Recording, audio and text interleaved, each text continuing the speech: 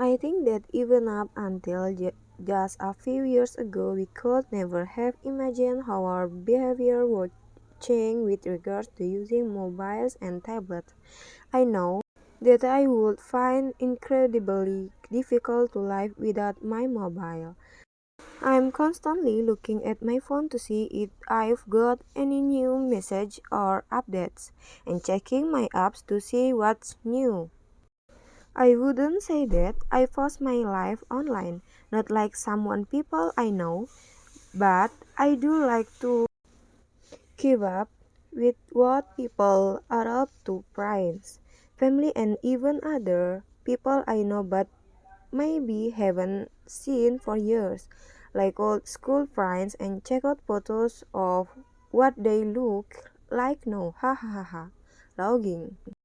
In a way, I think it's quite funny that we're always worrying about teenagers and young people become obsessed with online communication. But if you ask me, we need to worry just as much about adults. At the office where I work, even when we have a break, nobody talks to each other unless they absolutely have to, which is a sorry state of affairs to say the least.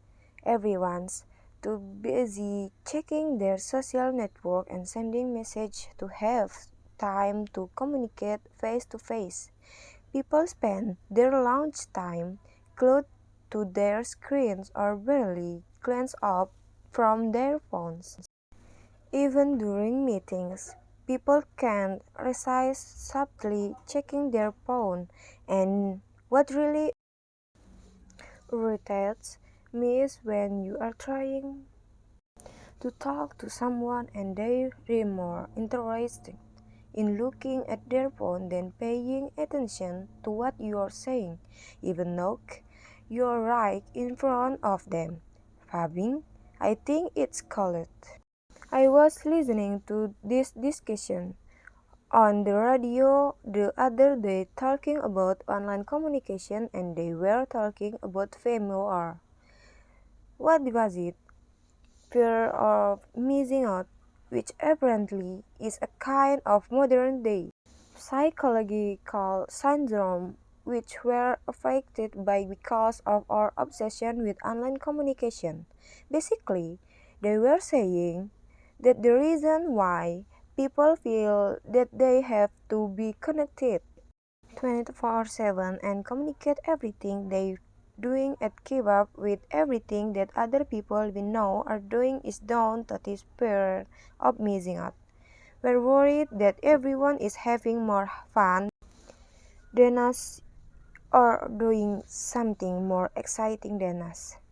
They also said that because we're spending more time communicating in the online world, we're losing the ability to enjoy the present. My generation is so different to my parents. I mean, they're always telling me that they grew up in a world without mobiles and social networking and they manage fine. Hard to imagine how they arrange to meet their friends without a phone, but they say they did. Oh, I had so many arguments with them while I was growing up until they let me have my first smartphone. But they didn't let me have Snapchat or Instagram or anything like that.